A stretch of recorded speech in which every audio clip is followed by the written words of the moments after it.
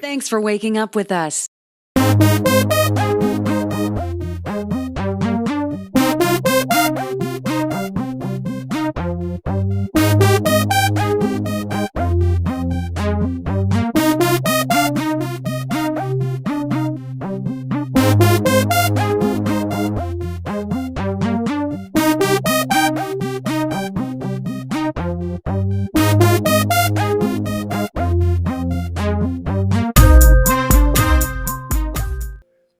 How you doing, everybody? Welcome back to Staying Focused for Jesus. Hope each and every one of you are having a blessed day in the Lord Jesus Christ as always. Today is Thursday, May 18th, 2023. Thursday, May 18th, 2023. The time is currently 2:24 p.m. a little bit early. I should say a little bit earlier in comparison to the last video we did where it's going on 10 o'clock when I was recording it. But hopefully you enjoyed. Hopefully you thoroughly enjoyed that video. I know it can be kind of redundant and repetitive, but this is how you get the good stuff. This is how you get the good stuff. You get the ingredients. You bring the ingredients together and then you make the meal. A lot of people, they want to eat the meal. They want to enjoy the meal, but they don't want to understand the ingredients. I want to say that one more time. A lot of people, they look at the meal like, oh my God, look at this spread. Look at this food. We got this. We got that. It's so beautiful, so pretty. I just want to eat it all. But they don't necessarily care about the ingredients, the basic ingredients that make up that delicious food that they see, that they want to eat. And so that's pretty much what we've been doing. I've been showing you the ingredients of the meal. The flour, the water, the eggs, the veggies, the onions, the fresh onions and the garlic, whatever we're using. I've been showing you the ingredients in regards to what makes up this beautiful meal. Point by point by point by point by point. So again, I know it can be repetitive and showing the same thing over and over again, but that's what we're doing. So when we see this beautiful meal that God has laid out before us, we can respect it, we can honor it, and we can enjoy it that much more. Like, oh, I can taste that. So we got a cake. I can taste that cinnamon, but how the cinnamon is not overpowering the nutmeg, or is not overpowering the allspice or whatever it is, and it's not too much sugar. Oh, I can taste that slight vanilla taste. Let's get it. Let's get it. So we're going to go over here and we're going to type in black man, as I already have done. We're in the same book, Memoirs of the Secret Services of John Mackey. If you're not familiar with what we're talking about, go back and watch this video. Not this video. Go back and watch the previous video, and then also go back and watch the video before that one that I referenced in the video I'm telling you to go watch. So it's pretty much two videos on this topic specifically that I've done recently. You need to go watch if you don't understand what we're talking about right here. We type in black man, and we're going to go through them. It's just 12 of them. And what I want to do, let's start at the bottom. Start at the bottom. So we got this guy. He's a black man of a middle stature with a ruddy complexion. We remember him. Then we go to this person. I don't know why this one be acting crazy. Don't want to come up. There you go. I think it's going to come up now. Where we at? Where does it say that? Right here. Rear Admiral Wishart was born in Scotland and came over with King William at the Revolution in a very ordinary capacity. By great application, he hath raised himself to what he now is. He is a close, prudent man, understands the sea very well, reckoned a dissenter, and is a great patron of that faction in the fleet. He hath had great luck in prizes and purchased a good estate. He is a black man towards 50 years old. Got this guy, Earl of Orkney, Lieutenant General, is a fourth son of the late Duke Hamilton, brother to the present. He was bred under his uncle, my Lord Dunbarton. If he was bred under his uncle, if his uncle is, I'm gonna say that for later. Speaking about John Mackey, what do you think John Mackey was? So his uncle died in France, and after the revolution had his regiment. He's a very well shaped black man, is brave, but by reason of a hesitation of his speech wants expression. All right. Who else we got? This person right here, Mr. Stanhope. We read about him in the previous sermon. The father is not old, and the son a handsome black man.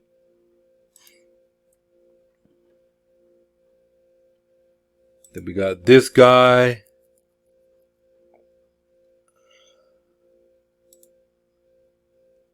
Mr. Methuen, ambassador to the King of Portugal. In his complexion and manners, much of a Spaniard, a tall black man. Next up, we have John, Archbishop of York. Dr. Sharp, he was rector of St. Giles in the Fields in the reign of King James. When preaching warmly against popery, he was silenced, and the Bishop of London, Dr. Compton, suspended from his office for not turning him out. He spoke against Catholicism, but they tell you, oh no, that wasn't going on. He was made by King William, Archbishop of York, and this queen hath made him Lord Almoner. He is one of the greatest ornaments of the Church of England, of great piety and learning, a black man and 55 years old.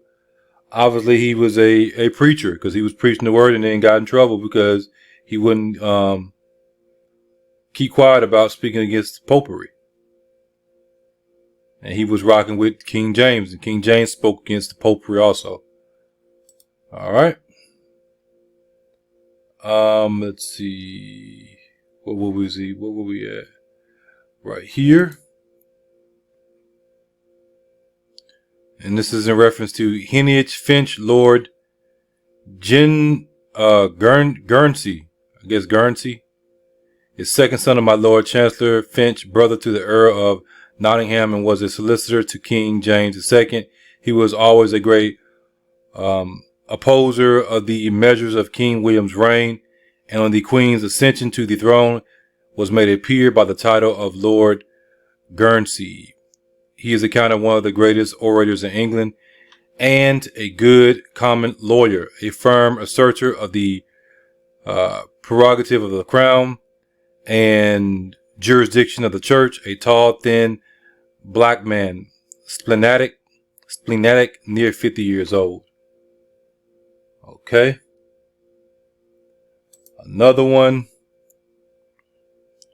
We read about him, Edward Montague, Earl of Sandwich, who makes him very expensive because he married Lord Rochester's daughter, a tall, thin, black man. Next up, we have Charles Fitzroy, Duke of Grafton. He is who? He is grandson to King Charles II. Remember, we discussed him. And we're going to look at that lineage a little bit more. And son to the heirs of Bennett, Earl of Arlington, is a very pretty gentleman, have been abroad in the world, zealous for the constitution of his country, a tall black man about 25 years old. Grandson to King Charles II. Let me see. George Fitzroy, Duke of Northumberland, is son to King Charles II. We read that last time, and it tells you is a tall black man like his father, the king, about 40 years old. And then we got this person. Wait till you see this, if you haven't already seen it. And this is in reference to Daniel, Earl of Nottingham, Secretary of State, is eldest son of Mr. Finch, Lord Chancellor in the reign of King Charles II. And if we go over to the next page, he hath also the exterior air of business and application enough to make him very capable in his habit and manners, very formal, a tall, thin, very black man, like what? Like a Spaniard or Jew, about 50 years old.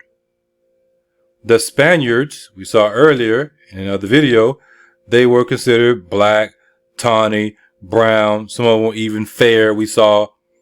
And the Jews were considered very black, very dark, or brown, or ruddy, or tawny. We know that we come in different shades of brown, or different shades of what they call as black. He specifically references he's a very black man, like a Spaniard or Jew. What are you going to do with that? We have no reason to make nothing up. No reason to make nothing up. Now, let me go back to this guy right here, George Fitzroy, the son of King Charles II. We want to keep in mind King Charles II, right?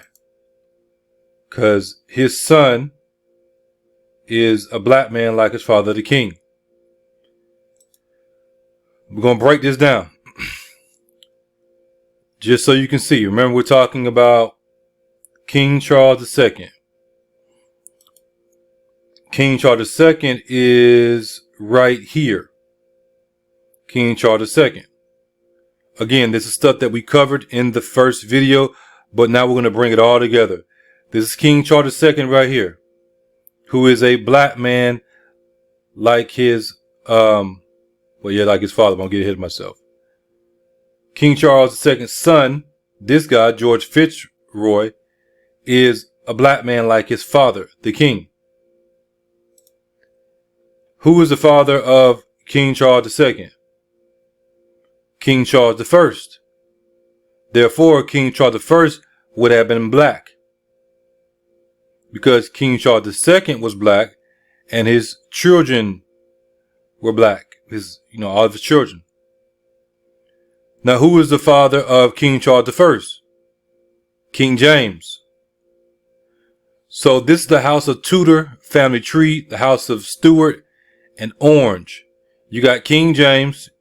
Of course, we know what King James we're talking about. In 1589, he marries Anne of Denmark. You come down, he has his daughter, Elizabeth Stuart, who at first, okay, let's see. Yeah. She ends up getting married to Frederick V, who was king of Bohemia, Elector Palatine. They end up having a child who is Sophia of Hanover. Why is that important? Because Sophia of Hanover is the one, remember we were looking at that earlier?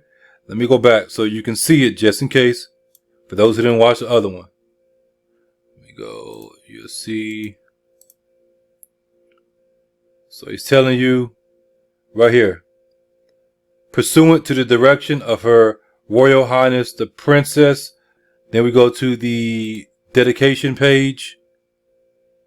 All therefore that is farther necessary is only to assure your Royal Highness that these characters are faithfully printed from the author's original manuscript and were drawn up by the direction of the Princess Sophia, as is attested both by himself and his son. So he's talking about Sophia of Hanover, who we have right here. Sophia of Hanover.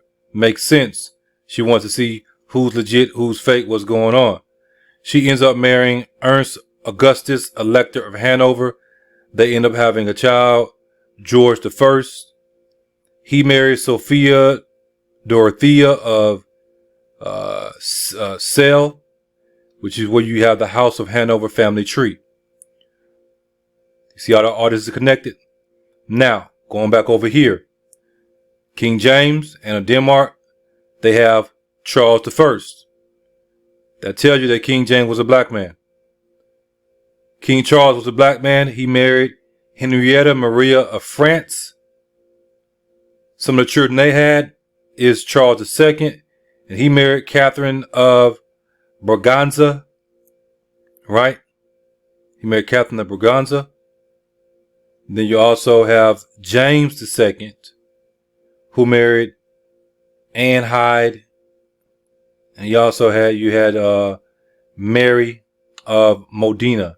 Now these two came together, and they had this Anne and then this Mary, and then you know how it comes, you know how they do. William III ends up marrying Mary II. So you can see that's obviously family, because tracing get back up right here. Because Mary Stuart, you got Charles and Henrietta Maria of France. They had a daughter, Mary Stuart. Mary Stuart marries William II of Orange, which is why you have House of Stuart in Orange. And then they have a son named William III, who marries Mary II. Mary II traces all the way back up to right here through James II and Anne Hyde. Boom, boom, boom. You see what's going on.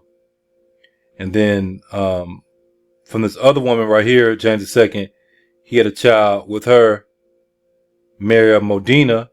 That child was James Francis Stuart, the Old Pretender. And then he marries Maria Sobieski.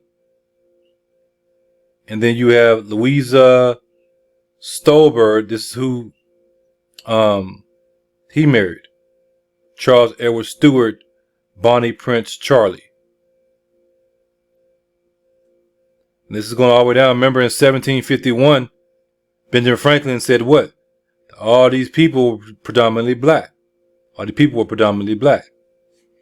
Now if we go back one more time. Go back one more time.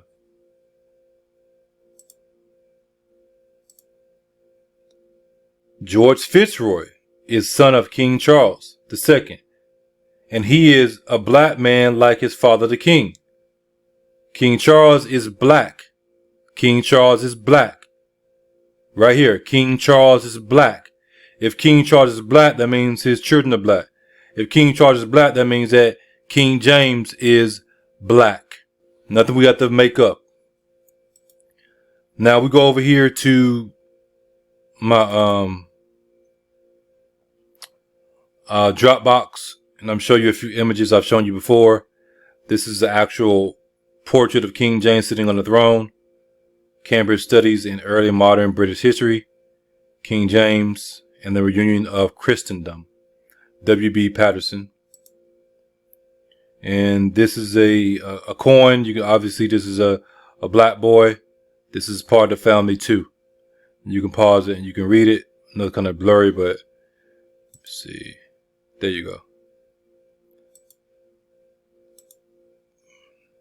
This is Elizabeth of Bohemia, the daughter of King James, right? Mother of Anne of Denmark, wife of Frederick V, Elector Palatine of the Holy Roman Empire, briefly Queen of Bohemia due to her husband's short reign in Bohemia. Elizabeth is often referred to as the Winter Queen. With the demise of the Stuart dynasty in 1714, her descendants, the Hanoverian, hopefully if I said that right, Hanoverian rulers succeeded to the British throne. This is King James' daughter right here. Like, come on. Now, going back, it just told you. Let me show you. Elizabeth of Bohemia.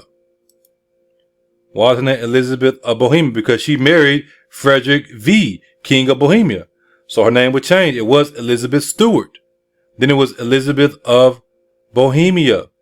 She marries Frederick V, King of Bohemia, Elector Palatine. come down. Boom. Sophia, Hanover. She marries Ernst Augustus, Elector of Hanover. And then so on, which is where you have the Hanover family tree, which is exactly what it tells you right here. Elizabeth of Bohemia, daughter of King James. Daughter of King James. Right here. Boom.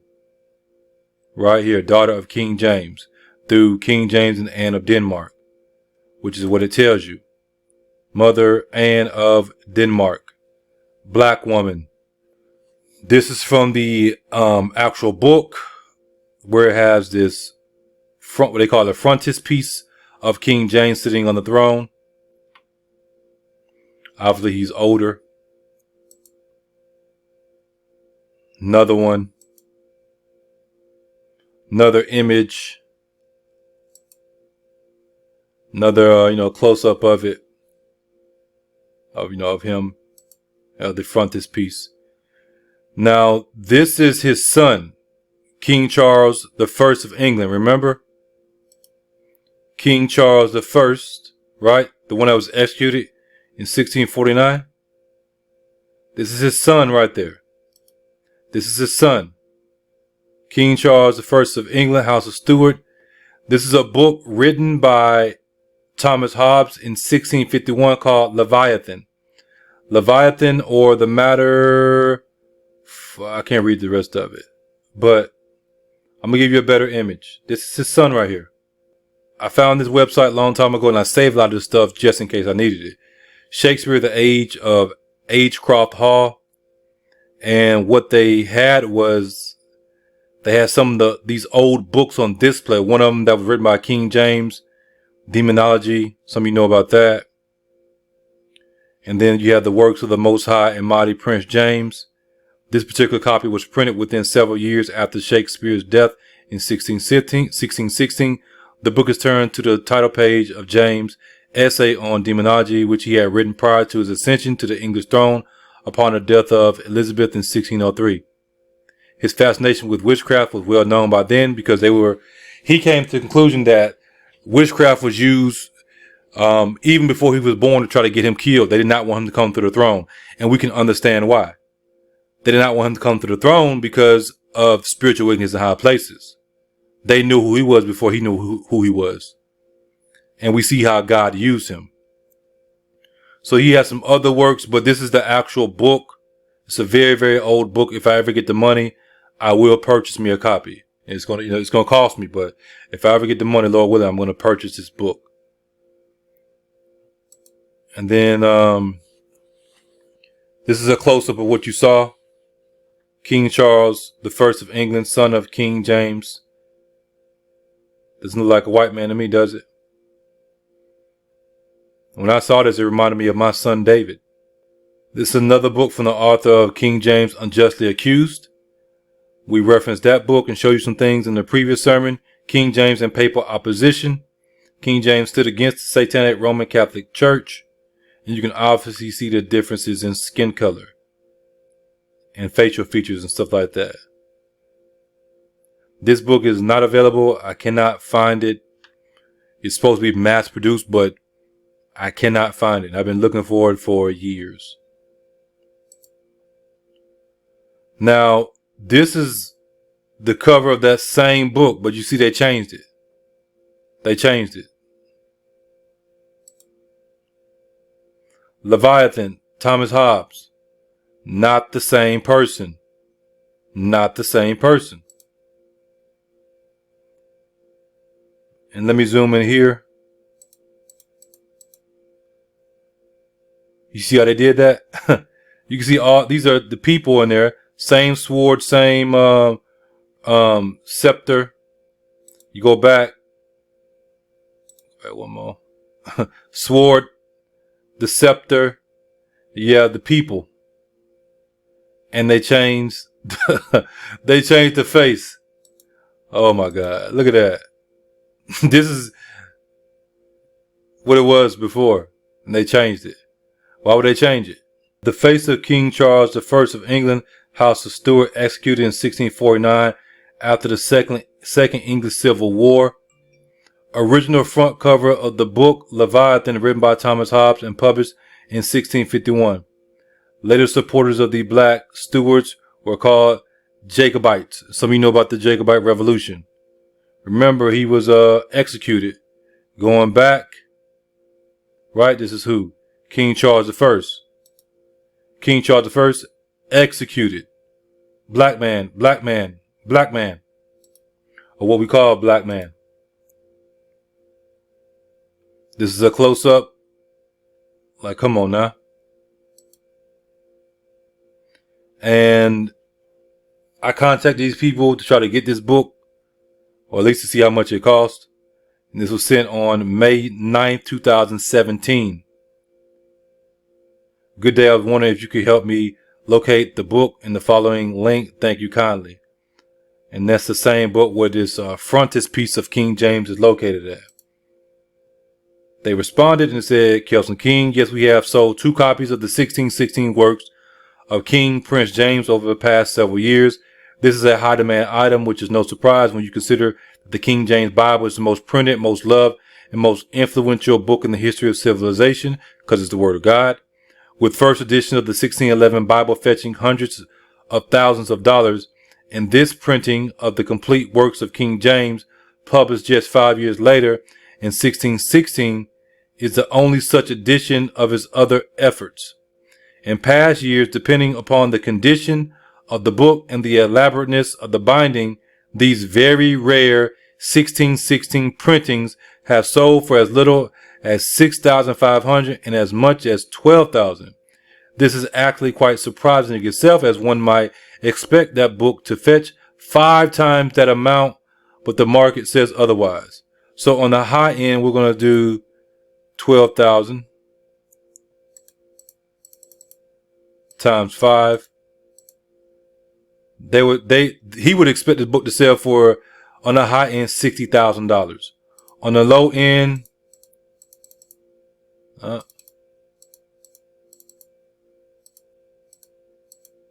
$32,500. How many of us have $32,000 laying around to buy a book, a rare book? How many of us have $6,500 to buy a book like that? And no telling how much the book is today. This is in 2017. We can certainly perform a global dealer network search for this item for you and at no obligation or cost to you. But before we do that, I would ask that you please provide us with a contact phone number and your confirmation that you are looking to purchase the item in that expected price range of several $1,000s at this time. If, on the other hand, this is merely a casual inquiry and you would not be looking to acquire the piece until some point in the future, we will want to hold off on performing that rather time-consuming search until you were ready to move forward. Because if we are able to locate that book, I am reasonably certain that it will be sold within a very short time. Finally, word of advice: pick one dealer to do a book search for you. If you try to have multiple dealers searching for such a book, the global dealer network will get hit with multiple inquiries, and the seller may assume there are multiple buyers and the price will go up considerably. I've seen it happen many times. I await your reply. This is real stuff right here, y'all. This is real stuff. Gave me some insight. Don't do it with a whole bunch of people. Come shop with us. We're going to get you this book, and once we find it, they're going to sell it to you pretty fast. Of course, I didn't pursue it because I don't have the money. Now we go over here to Wikipedia. And you see it once again, Leviathan, which is Hobbes' book, Leviathan, or the matter, form, and power of a commonwealth, ecclesiastical and civil. And boom, there you go right there. Go to our next point. This is the actual PDF book. I don't have the physical copy, but I got the digital copy of it. And we're not going to open it up, but I've done this before and I showed you that image that's in there. And now we go to our last point of reference with this. And you see it says bombingrarebooks.com. I just made a PDF of it. Works of the Most High and Mighty Prince James. It tells you we're sorry this item has been sold. And this is the book right here, and they're advertising it with the frontispiece, the actual image of King James that was painted. You see the close-up, and they give you some information about the book and, of course, about him and some of the other books that he had written.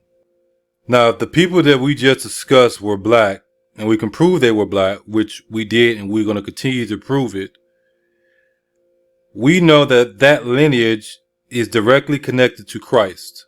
We know that 100%.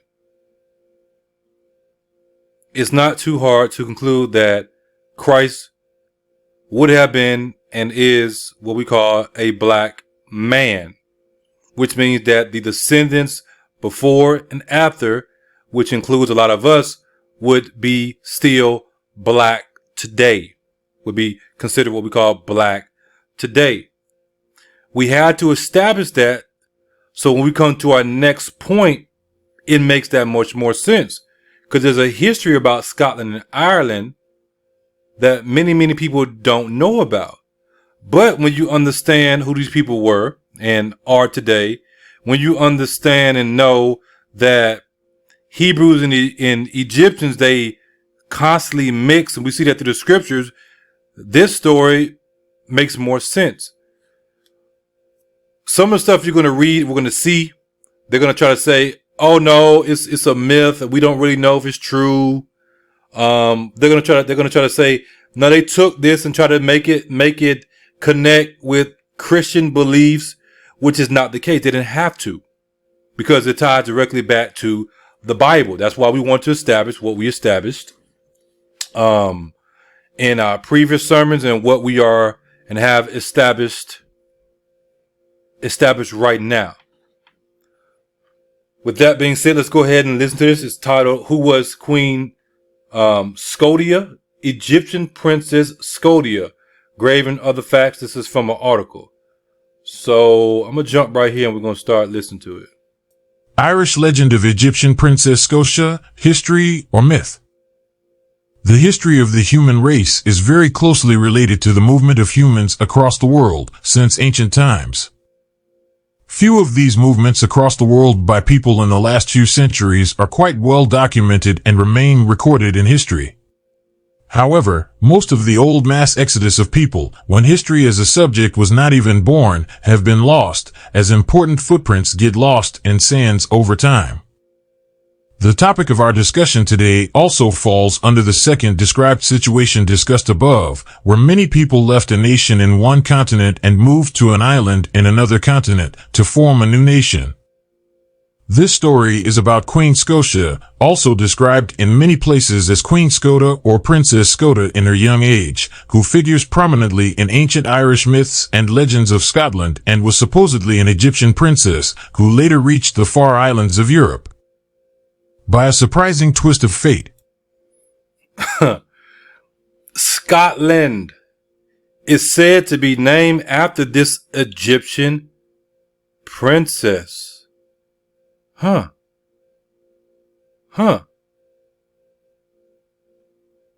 So it has this image of whatnot, and you can't see it, but we're going to get into these names and these people a little bit later. However, this tale remains more in the realm of a fantastical legend than real history as believed by the vast majority of people, but is there ever any smoke without fire? Introduction to Queen Scota. The Irish legend of Egyptian Princess Scota is not just an ancient fable that is connected to Irish history, but also pertains to the assertion that Scotland has a very old connection to the ancient Egyptian civilization of antiquity. According to this ancient legend, Scotland was founded by Princess Scota, thus giving the name to the country, along with her husband Gaythelos, who gave his name to the Gaels. When we talk about the origin of Irish people, it is usually the names of Gaels, Vikings, Anglo-Normans, and much later the English, who come into the picture. Similarly, when it comes to the origin of Scottish people, it is usually the Picts, Gaels, Anglo, Saxons, and Norse, whose names are ingrained in the country's history. However, history as we know it is not always all-inclusive, and sometimes, just sometimes, a closer look may show an unknown story behind the known history. One such story is the Irish legend of Egyptian Princess Scota, which is known to very few people. Queen Scota and her husband Gaythelos are supposedly the ancestors of Scots and Gaels, and thus their legendary story is supposed to be the missing link between ancient Egyptian civilization and Ireland and Scotland of more modern times. Unfortunately, very few modern historians of the 21st century would vouch for the authenticity of the story of an ancient Egyptian princess migrating to a faraway island that would later become known as Ireland. Of course, they don't want to believe it. They believe what they believe. They don't want to believe the truth because they have to come against everything that they have been taught and everything that they think is right. God said that he was going to confound the wise of the world with the foolish of the world. And I would be foolish in comparison to these scholars. And yet, through the Spirit, I'm able to make these connections because it is God himself who knows everything that is revealing these things not only to me, but others. But that has not stopped a handful of historians to believe that the Irish legend of Egyptian Princess Scota is not just a myth, but a chapter of history lost from the history books. Now, why should anyone believe the opinion of a few historians on the issue, even when the broad consensus of scholars is against them? Though that may be a very good question, for three very good reasons we have to look at other possibilities. The first reason would be, some recently found pieces of evidence merits a closer look on the subject. The second would be, the medieval history of the countries involved themselves, which were certainly affected by their belief in the events that possibly occurred in the distant past. And the final reason would be the telltale evidence that normal people choose to believe. Who was Queen Scota? Who was Queen Scota is a question that is often difficult to reply, not just because her ancient tale is very old and at best has a tenuous link to history, but also because the name has been used to describe a woman whose original identity can't be substantiated by any archaeological or chronological studies. It can. They just, you know how they do. They cover stuff up. They move stuff here and they try to cause confusion. But the Bible tells us that God is not the author of confusion. God takes the confusion away in the church and we see things clearly. We're going to make all these connections. You're going to see how everything we've been talking about before is connected with this. And even with the man that she married, you're going to see some very, very interesting things about them. So what they tried to do is they put out contradictory stuff. They put out contradictory stuff to throw people off. Irish history, Scottish history wasn't even taught in the schools. They pretty much banned it. They banned Scottish Irish history in schools way back then. And the reason for this was there was so much evidence. There was so much evidence in regard to certain things that they couldn't have said, you know what? Instead of putting it in the school and teaching about this, we're just going to exclude Scottish Irish history from the school curriculum because we don't want them to know these things because if they know this, it's going to go against the narrative that we are pushing. The name of Queen Scota appears in a medieval Irish manuscript, Book of Leinster, which was compiled in 1160. However, an earlier reference to Queen Scota is also present in Historia Britanum, the history of the Britons, that supposedly describes the history of the indigenous people of Britain. According to the most popular version of the Irish legend of Egyptian Princess Scota, most scholars who believe in the legend agree that Princess Scota was an ancient Egyptian princess who grew up in the land of pharaohs. Okay, if she was a Egyptian princess, they say that we come from the Egyptians. They say, oh, all black people come from the lineage of Ham, right? But it's said that she is the mother of who we know as the Scottish Irish people. If that's the case, then what does that mean? What does that mean? It depends on who she married. It depends on who she married. And it will also mean that even the people that's over there now, they don't look dark Most of the people over in Ireland, Scotland, they don't look dark. That means they're lying still. They're still lying. Incidentally, at the same time Gaythelos, the Latinist name for Glass, the son of the king of Greece, was also present in Egypt, working for the pharaoh, after being expelled from his native kingdom. So here Gaythelos met the Princess Scota, and later the two got married. Later, due to upheaval in the country, Princess Scota was forced to flee from her country, along with her husband, Gaythelos, to distant lands of Europe. First, they made their way to Spain. And from there they moved further west, discovering a new land, which they named Hibernia, the island being named on Hiber, who was the son of Gaythelos and Princess Scota, an island known in the modern world as Ireland. Here it should be added that as far as the what you're going to see is Gaythelos. You got different names for these people. And we know just like Santa Claus is another name for Satan. They're going to try to cause some confusion, but we're going to take away all the confusion. You're going to see that Gaythelos was most likely a Hebrew Israelite who married this princess of Egypt, this Egyptian princess. You're also going to see some interesting things with Gaythelos, or the other names he goes by or went by, and Moses, because they were around during the time of Moses. Here it should be added that as far as the Hibernia name is concerned, the majority of the sources describe Hibernia as the classical Latin name for Ireland, with the name being taken from Greek geographical accounts. It was the Roman historian Tacitus who used the name Hibernia in his book Agricola. Later, Queen Scota and her people would again move to a new land, Scotland, where they would settle down with the natives. Although a different version states that they first reached Scotland, but the hostility of the native people forced them to move to Ireland. However, after many years the descendants of Gaythelos and Scota would move back to Scotland and would defeat the local Picts and take over the country and name it as Scotland. The Irish legend of Egyptian Princess Scota has also another version as per Liber Gabala Erin, known in English as the Book of Invasions, which describes the history of Ireland from the creation of the world to the Middle Ages. Why is this important? If Princess Scota, this Egyptian princess, and the man she married are said to be the progenitor of the royal lineage of Scotland, the ones we just spoke about, then there has to be some type of Hebrew Israelite in there along the way. There has to be.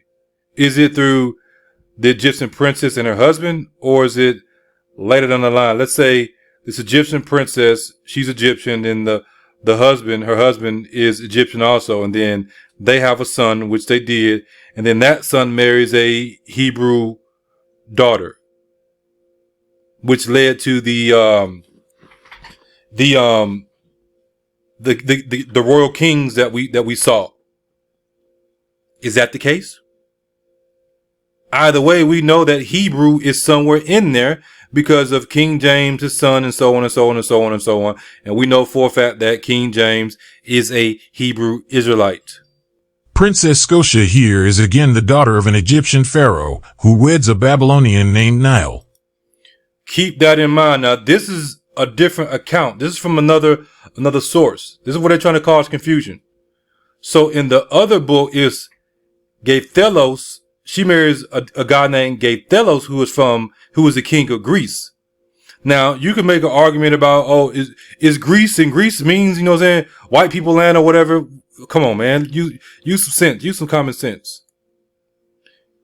But later on, we're going to see, they're going to tell you that this guy is supposed to be from the lineage of Japheth, the Gentiles. I don't believe that. And I'm going to show you why.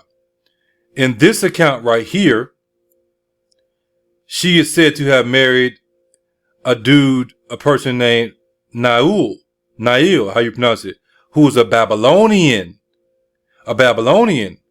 Now we have to take all the evidence that's presented before us and be led by the Spirit. We already know the royal lineage of the line of Stuarts, the Hanovers, and so on and so on and so on and so on. These ancient Scottish kings. Now, these ancient Scottish kings, according to the records, are said to have come from, as far as we know, what's consistent is the Egyptian princess Scota, which is where we get the name Scotland. Now, the argument, or what we have to understand, is it Gaythelos, who is this king of Greece that's supposed to be a Gentile, or is it this person that comes from the lineage of Babylon, named this right here? Or is it something else, or is it just a mix of all, and hey, nobody knows? Let's find out. We'll go back to this point right here. Princess Scota here is again the daughter of an Egyptian pharaoh who weds a Babylonian named Niall. Niall was a scholar of languages who had come to Egypt on the pharaoh's invitation and married Princess Scota. The couple later had a son named Gaythelos, who was considered to be the ancestors of Gaels, who made the Gaelic language by combining the finest qualities of the total 72 languages which were supposedly being spoken at the time. Gaythelos. Remember we saw that? Douglas. You see that? Douglas? Remember it said D-U-B-H, black, dark, and then this right here? I know all this because my name is tied to it also. Kelson, my name has many meanings, but one of the meanings of my names is a tree who dwells by the river. A tree who dwells by the river. Now I'm keeping it, simple and generic. Princess Scota and her husband Niall were later forced to leave Egypt, and after much wandering, they reached Spain, from where they would later reach Scotland. Ultimately, the descendants of Queen Scota would fight with the Picts and defeat them, and would become an integral part of the populace of Scotland. And we know that if they defeated them, we know there was some, mixing in. But these ancient Picts, they're the same family. So don't get confused. We see that all throughout Scripture. Same family fighting amongst each other. The myth of Queen Scota of Egypt is no doubt very hard to believe, more so when it tries to touch upon events that are described in the Holy Bible. Now this is where I was speaking about what I was speaking about earlier. This story ties in directly with the Bible, and what they try to say is that the people of this time period, they forced the connection between the Bible and Ireland and Scotland because they want to push Christian beliefs. We know that's not true. They didn't have to force it. It was there because they understood it. And as we will see, maybe not in this video, but in the next part we're going to do, we're going to look at what's known as the Declaration of Independence of Scotland, Ireland, which is the basis of the Declaration of Independence for America. And in that Declaration of Independence for Scotland and Ireland, they tell you who they are. They tell you who they came from. This is historical documents that are recorded. It's there. Nothing that nobody's making up. According to some version of stories by other sources, Gaythelos was originally from the region of Scythia, who lived at the time of Moses. Say what? Remember I was just telling you that earlier? This story gets deep. We have to weed through all the garbage to get to the real story about what's going on. Gaythelos was originally from the region of Scythia. Keep that in mind, because Scythia is going to be important. I know some of you like Scythia, Scythians. Why does that sound familiar? What story are we going with? Are we going with the other story? Are we going with the story that we know is true, which we're going to see what the story really is. But it said that he lived in the time of Moses, and Moses had saved him. Keep on. As per this version, Moses even saved Gaythelos when he was once bitten by a snake. Mosses also apparently promised Gaythelos that no snakes would inhabit the western islands that Gaythelos' future generations would inhabit. The fact that Queen Scotia's husband was healed by Moses would give the legend of the Queen Scotia a much respected touch and acceptability in the later medieval period when Christian countries were trying very hard to assert their ancient roots and connection to biblical figures and institutions. If they were trying to assert it, it was because people were fighting against it. And the Christians of that time period, they knew their ancient roots. Just like we saw in the book of Acts, you had Simeon, who is also called what? Nigger. They knew this stuff. So again, if they were trying very hard to assert their ancient roots, it was because it was true and they understood it. Now, what's interesting about him getting bitten by a snake and Moses saving him is there's a story in the Bible about Moses with some serpents. And the people are disobedient. And God sends serpents out to bite them, and many of them died. Huh. Yeah, buddy. The fact that Queen Scotia's husband was healed. Okay, we got that. Let's go over here. Let's talk about her grave. Princess Scotia's grave is an actual landmark present in Ireland. In the southwest of Ireland, near the town of Tralee in County Kerry, is a glen, a deep valley, where Queen Scotia, while leading her men in a fight against her opponents, said to be some as the legendary Tuatha De Danann, a supernatural race described in Irish mythology, died in the course of the battle and was supposedly buried here. However, her men eventually won the battle and went on to rule the land. There's an actual grave, her actual grave. Now, people make an argument if it is or isn't. I mean, if it is or isn't her. But at that grave, there are Egyptian hieroglyphs. There are Egyptian hieroglyphs. I don't think I have it brought up. Let me see. Do I? Let me go ahead and bring it up just in case. Let me go back so you can see that. Scotia's grave. I keep on saying Scotia. Scotia's grave. And you can go visit it. Historical landmark in the Republic of Ireland. Let's go over to, I'm getting ahead of myself. We'll come back to it. This area is still known as Scotia's Glen or Glen of Scotia. The grave of the Queen Scotia is believed to be under a big ancient stone with Egyptian hieroglyphs inscribed on it. The Princess Scotia's grave has been used by few people to indirectly support the theory of the Irish legend of Princess Scotia. Pause for a second. Even if this isn't her grave, which I believe is her grave, even if it isn't her grave, why would there be a big, gigantic or ancient stone with Egyptian hieroglyphs inscribed on it all the way over in Scotland? The Irish legend of Egyptian Princess Scotia, as mentioned before, did not just stay restricted to Ireland only, but affected Scotland too, as mentioned earlier. The Scottish version, as we have said before, described how the descendants of Princess Scotia reached the west coast of Scotland and became part of the Scottish people after defeating the Picts. Declaration of Arbroath. This is what I was talking about a few minutes ago. So I forgot they have it in here, but we'll go ahead and get it since it's already up.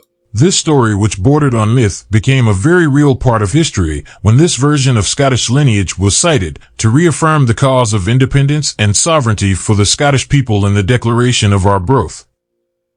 Declaration of Arbroath was an important letter document written by Scottish barons and noblemen in 1320, which was addressed to Pope John XXII, and was sent to explain and defend the position taken by the Scots during their War of Independence against the English. The document went on to explain the glorious lineage and journey of the descendants of Princess Scotia from ancient lands to that of Scotland. This is an actual document. It's known as the Declaration of Independence for Scotland. And in that document, we're going to look at it later, rather this video or the next video. In that document, they tell you that, hey, we traveled way over here just like our ancestors traveled through the wilderness. We fought to end up over here in the ancient lands of Scotland.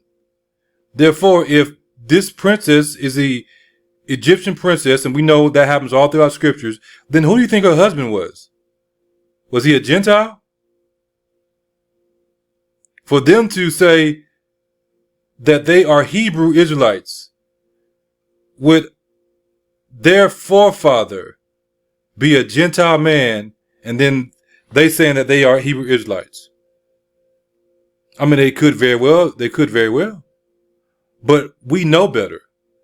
We got the evidence we have presented so far. We got more evidence we're going to present. And I got even more evidence more evidence that's coming to prove the point. This is just the beginning. So now you're like, oh, no, you know what I'm saying? But I got to be fair in my judgment. I got to be fair in my judgment because a person could say that. Oh, they just took on their identity. That very well could be the case. But we're going to prove that's not the case. Now, there is a group of people that have taken on identities that are not theirs.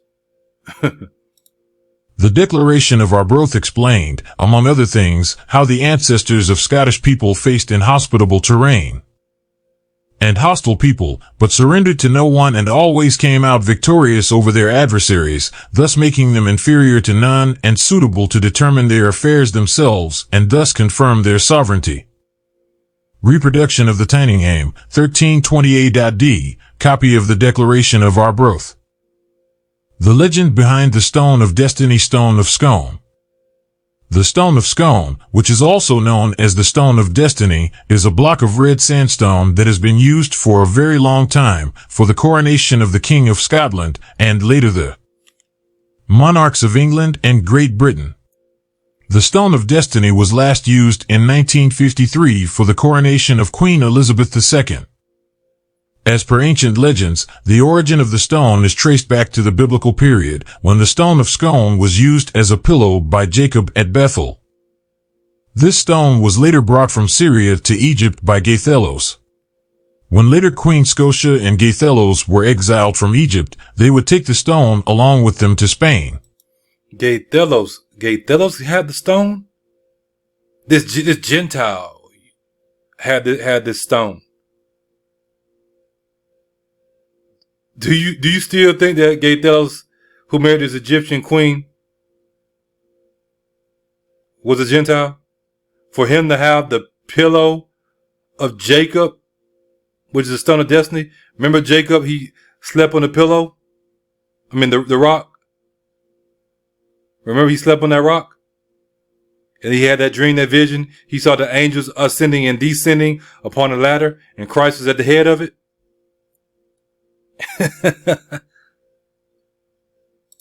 Later this stone would accompany the migrating population to Ireland, where a descendant of Queen Scota would be crowned the King of Ireland. Later the stone would again move with Queen Scotia's descendants to Scotland, where it would be used for the coronation of the monarch. Thus, the Stone of Destiny, along with the legend of Queen Scota, would become a powerful symbol of Scottish independence. Legend of Queen Scota, what does scientific and historical evidence say? As has been mentioned before, that proving the historical existence of Princess Scota has been always difficult, but a few historians who believe in the legend have put forward different pieces of evidence to prove their theory that the Irish legend of Princess Scota is based on facts, and in ancient times, there was indeed migration of some ancient Egyptians from Egypt to Ireland and Scotland. One of the so-called evidence has been the discovery of skeletal remains of a young boy found at the Mount of Hostages in Tara. The carbon dating of the remains showed it to be from around 1350 BC. The important feature found in the skeleton was an accompanying necklace made of beads, which was very similar to the ancient designs found in ancient Egyptian necklaces. Now, I don't get into the whole carbon dating thing, but the point is they found this young boy's skeletal remains over here where, according to them, it shouldn't be. And it had ancient designs that are found in ancient Egyptian necklaces. Where did he get that necklace from? The necklace found with the said skeleton had a great similarity to a necklace found around the neck of the Egyptian pharaoh Tutankhamun, who also lived around the same time. Okay, this young boy, who had obviously died at a young age, he had on a necklace that a pharaoh would have had around his neck. But it's all the way over here in Ireland, Scotland. You wanted some archaeological evidence, there you go. And there's mounds and mounds of it. Mounds and mounds of it. This does raise the possibility that there was indeed some immigration in ancient times from Egypt to the newer lands of Western Europe. The Mask of Tutankhamun. It was in... Let me also remind you that Europe is named after the Egyptian princess, Europa. We covered that before too.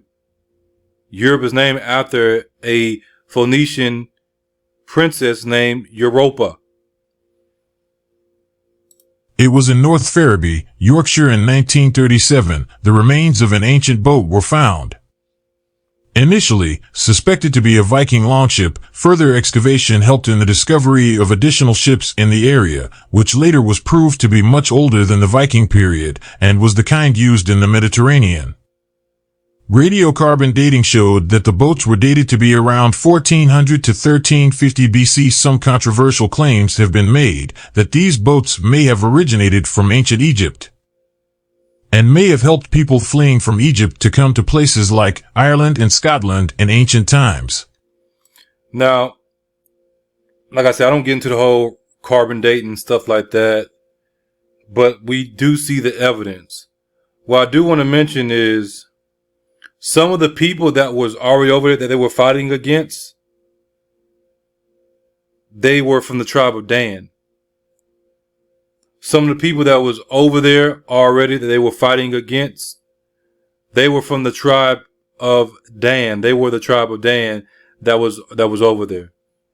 I've discussed that in previous sermons, and you can go look it up in your Bible, how Dan pretty much dwelt in ships, and traveled all up in that area and stuff like that, and knew about these places and settled there. Like I said, it was family fighting amongst family, just like we had the northern kingdom fighting against the southern kingdom. Besides ancient artifacts, even DNA research has been undertaken to find an association between the ancient Irish people and the Irish legend of Egyptian Princess Scota. So they're talking about the DNA. I don't necessarily trust that, because who are they getting this DNA from? We know what they're doing with DNA. I don't trust the DNA studies they do. All right, we go over to our next point, Princess Scota grave. This is edifying to you. Make sure you share it. So this is what they say was at. This is what they say was at, and they say this is a what we call a bust of her. Like, obviously, you can see this is what we call a black woman. She has like a bonnet, and then her hair coming out of the side of the bonnet. You see women wear their hair like that today. Let's see. Let's get another image right here.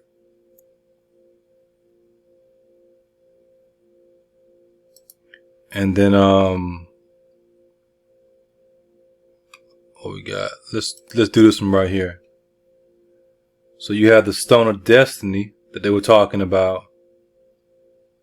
And when the kings were coronated, they would sit on the throne on top of this stone. Now the question we must ask ourselves is there any biblical validity to this stone and this story? Now, of course, you can make the argument that they just took the story of the Bible and they implemented it into Scottish Irish history. You can make that argument, or you can let the truth speak for itself. We are in Genesis 28, and then we're going to go down and start in verse number 11. And he lighted upon a certain place and tarried there all night, because the sun was set. And he took of the stones of that place and put them for his pillows, and lay down in that place to sleep. And he dreamed, and behold, a ladder set up on the earth, and the top of it reached to heaven, and behold, the angels of God ascending and descending on it. And behold, the Lord stood above it and said, I am the Lord God of Abraham thy father, and the God of Isaac. The land whereon thou liest, to thee will I give it, and to thy seed. And thy seed shall be as the dust of the earth, and thou shalt spread abroad to the west, and to the east, and to the north, and to the south. That's every single direction, including what? Ireland and Scotland. And in thee and in thy seed shall all the families of the earth be blessed. Now, that's a very, very fascinating scripture when you look at it in context of what we're speaking about. Why? Why?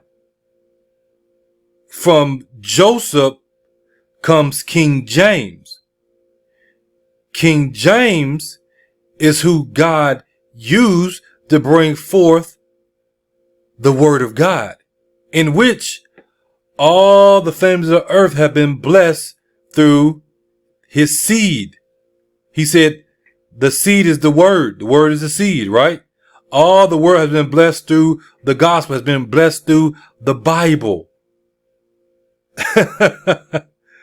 Yeah, buddy. Where y'all gonna get these revelations from? This right here is gonna edify you. This is gonna this is gonna increase your faith even more. They don't want you to know these things. I wonder why. And behold, I am with thee, and I will keep thee in all places whither thou goest, and will bring thee again into this land, for I will not leave thee until I have done that which I have spoken to thee of. And Jacob awakened out of his out of his sleep, and he said, surely the Lord is in this place, and I knew it not. And he was afraid and said, how dreadful is this place? This is none other but the house of God, and this is the gate of heaven. And Jacob rose up early in the morning and took the stone that he had put for his pillows and set it up for a pillar and poured oil upon the top of it, meaning that there was multiple stones. There would have been multiple stones. Now, the stone of destiny that they got, it could have been the base stone. But we see that there is biblical validity to these stones because Jacob himself, I think I said Joseph earlier, but Jacob himself, he took the stones that he had put for his pillows. Now here it says he took the stone. Now was it just that one stone he took, the big one? But if you go up a little bit more, it says stones, plural. But in the context we see he set up a pillar. A pillar usually isn't made out of just one stone. Maybe it was just that one stone he turned on the side and everything. I don't know. The point is, he took at least one stone with him. So it's not hard to imagine that stone being passed down from generation to generation. Therefore, if this Gaythelos, who you're going to see later, they're going to make an argument, try to make a claim that he was from the lineage of Japheth. If that's the case, then how did he get it? When we know that the Gentiles weren't even around during that time period, they was in another part of the land doing their thing. They weren't involved in this right here. Now, of course, a person can make an exception and say, okay, this one king right here, he was over there and he married this Egyptian princess. You can make that argument. I give you that. But is that the case? Or is this Gaythelos person, who was really wasn't that Niul, Babylonian? And you're also going to see another name for him in history. So, he took it, he poured oil upon the top of it. Again, we see the validity of the story. Now, this is said to be the stone of destiny. Is this the real thing? I don't know. It's a pretty big stone. Is this the real stone? I don't know. But if we go over here, it says St. Edward's chair or coronation chair. It says Stone of Destiny will be placed inside. The height of it was 6 foot 9 inches. Once covered in gold leaf decoration. Lions added later and replaced in 1727. It says the graffiti blame on choir boys. I wonder what it actually says. But she wants you to see that. Of course, some of these are not going to be the real Stone of Destiny because they're not going to put it out in public. Probably something that somebody made, replicas and stuff like that. And let's see what else we got. Again, this is supposed to be an actual image. Who knows if this is the real stone or not? I don't know. No clue.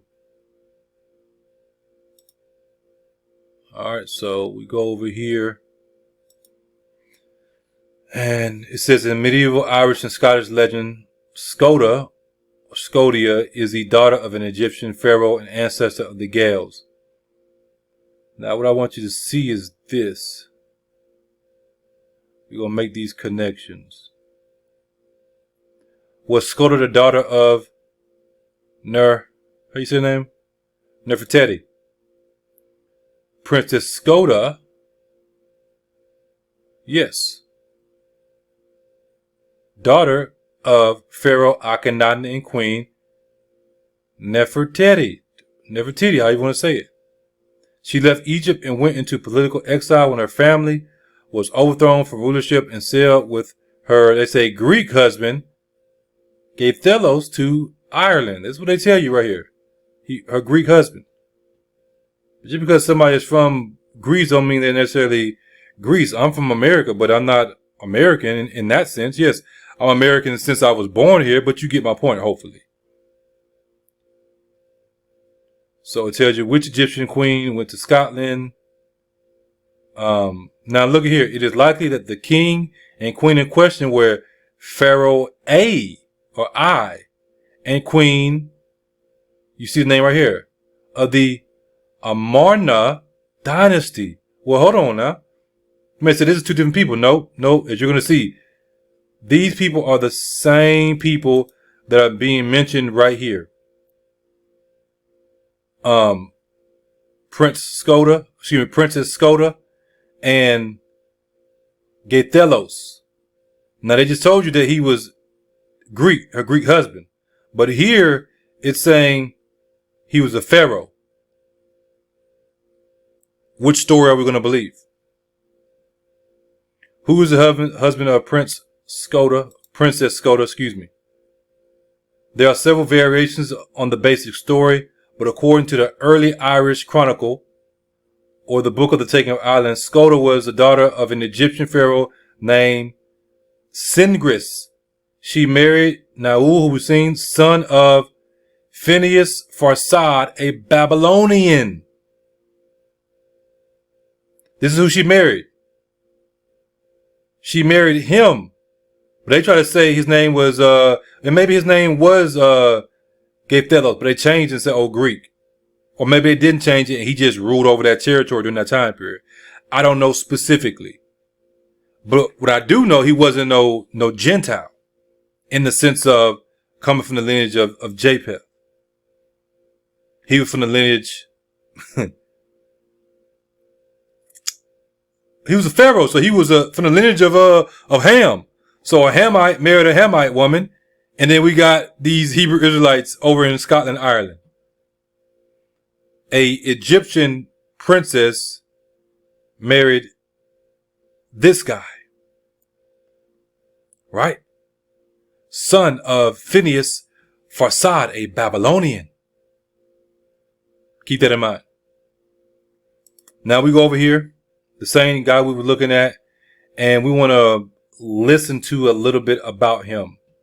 Phineas Farsid, also Phineusa, Phineas, Farsa, Farsid, many variant spellings, is a legendary king of Scythia who appears in different versions of Irish mythology. He was the son of both, a son of Magog. Other sources describe his lineage from the line of Gomer. According to some traditions, he invented the Ogham alphabet and the Gaelic language. According to certain sources, they are saying that he's from the lineage of Magog, which will make him a Gentile. And allegedly this Gentile, he married a Egyptian princess. And other sources say he's from the lineage of Gomer. Now, you could very well believe that. The evidence does not support that, though. And you're going to see even more evidence.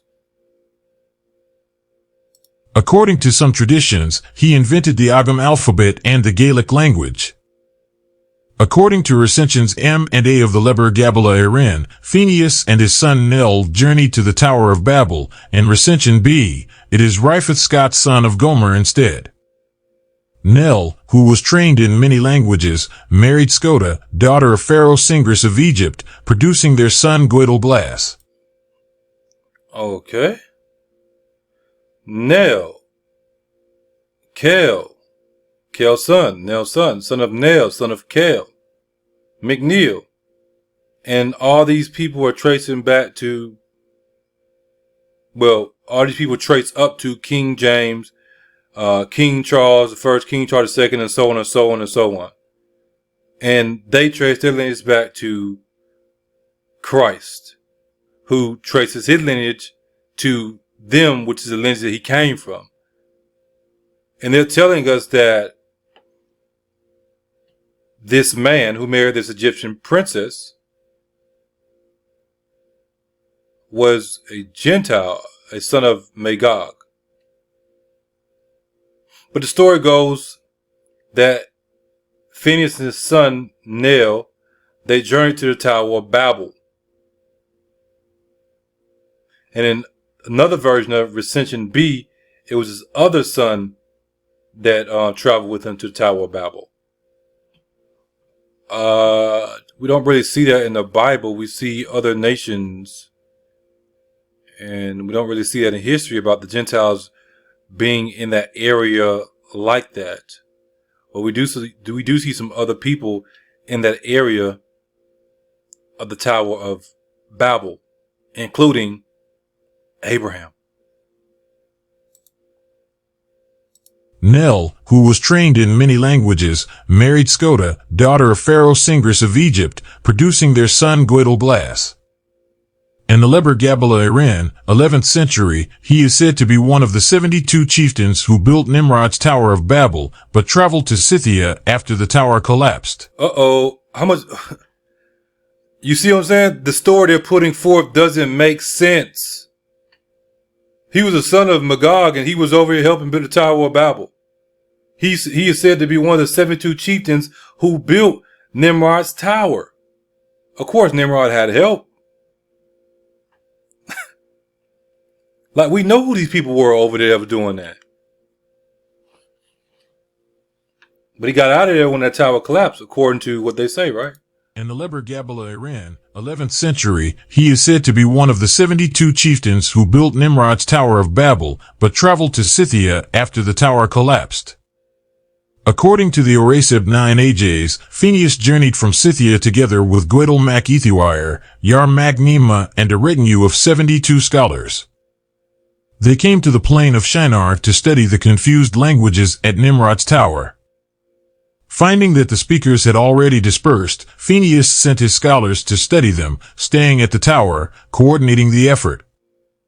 After 10 years, the investigations were complete, and Phineas created in Burla Tobade the selected language, taking the best of each of the confused tongues, which he called Gwydelic, after Gwyddel mac Ethywire.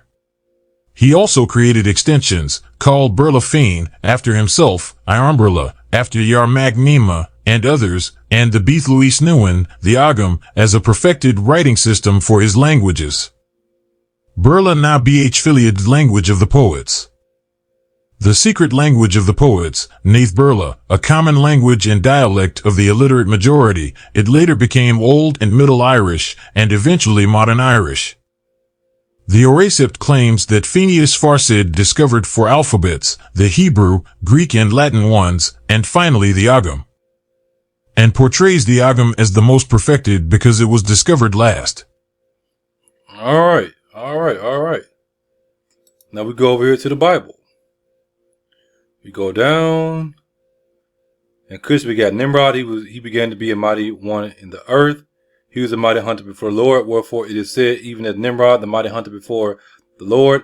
And the beginning of his kingdom was Babel and Erech and Akkad and Calneh in the land of Shinar. We know for a fact that Nimrod was black. So you're telling me, I ain't saying it ain't possible, but when we looking at the evidence, you're telling me that the Gentile king married this Egyptian princess who they didn't even get along with the Gentiles. The Gentiles were way over where they was at. And we shown that in other sermons, and history shows you that. They were not predominantly in that area until later. So give me the evidence to support that there was this great Gentile king of Magog or Gomer, that came over here, came down and married a Cushite woman, married a Egyptian princess to give birth to the modern day, or we're going to say the Black Scots, because the modern day ones are the ones that are over there, but the Black Scots. When the evidence doesn't support that, because we know who the Black Scots, going back to King James and his family, we know who they trace their lineage back to. They trace it back to Christ. That's one reason why they they tried to have King James killed when he was a baby. We covered all this before, didn't we? Yes, we did. Remember, it says, out of that land went forth Ashur. Ashur was already building there. Ashur gave a lot of hidden knowledge that he knew to Nimrod. Ashur was already building in the land of Shinar. Then they came to agreement. Ashur left out of there, and then he went and builded Nineveh and the city of Rehoboth and Calah, and so on and so on and so on. Now jumping over to chapter 11. And the whole earth was of one language and of one speech. And it came to pass as they journeyed from the east that they found a plain in the land of Shinar, and they dwelt there. And they said one to another, go to, let us make brick and burn them thoroughly. And they had brick for stone and slime, they had for mortar. And they said, go to, let us build us a city and a tower, whose top may reach into heaven, and let us make us a name, lest we be scattered abroad upon the face of the whole earth. And the Lord came down to see the city and the tower, which the children of men builded. The children of men built it. They were collectively doing it. Therefore, we see that there is validity to the story, because it tells you he is said to be one of the 72 chieftains who built Nimrod's Tower of Babel, but traveled to Scythia after the tower collapsed. He traveled to Scythia because that's where he was that's where he was predominantly from. So we got to learn about Scythia, right? Going back. Which the children of men built it. They were collectively doing it. The people of that area were doing it. It wasn't just Nimrod by himself. And the Lord said, behold, the people is one. They have all one language. And this they begin to do. And now nothing will be restrained from them which they have imagined to do. The story goes that this guy is telling, he goes in there and he sees the languages are confounded. And he's able to decipher it and then pretty much create his own language. So it goes on and says, go to, let us go down, and there confound their language, that they may not understand one another's speech. So the Lord scattered them abroad from thence upon the face of all the earth, and they left off to build the city. Therefore is the name of it called Babel, because the Lord did there confound the language of all the earth. And from thence did the Lord scatter them abroad upon the face of all the earth.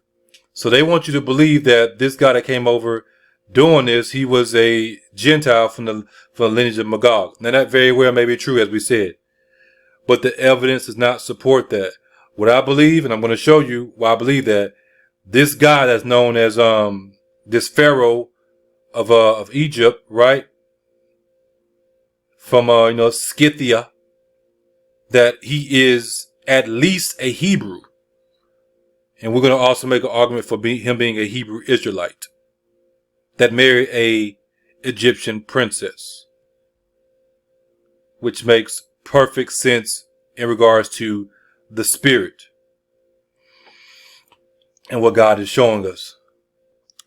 Now, we go over to this piece of evidence. This is OxfordReference.com, and it tells you the Oxford Biblical Studies Online and Oxford Islamic Studies Online have retired. Why is it mentioning Islam? Why is it mentioning Islam? Why is it mentioning Islam? Phineas Forsad. Go back. Phineas Forsad is a legendary king of Scythia who appears in different versions of Irish mythology. And according to what they're saying, he was a son of Magog, but we don't believe that.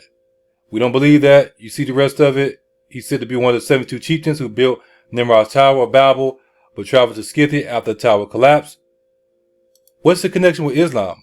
Oh, it would make perfect sense with our understanding of Islam and what it really is, paganism. And them building this tower to try to open up a portal or gateway to these fallen angels, fallen gods to fight God. Look what it says. Phineas Forsad is also known as Phineas the what? The Pharisee. This is why you have to get multiple pieces of information. You just can't get one piece of information.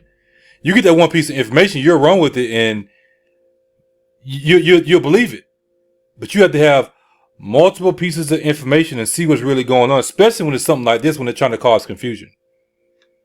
Phineas Forsad is also known as Phineas the Pharisee.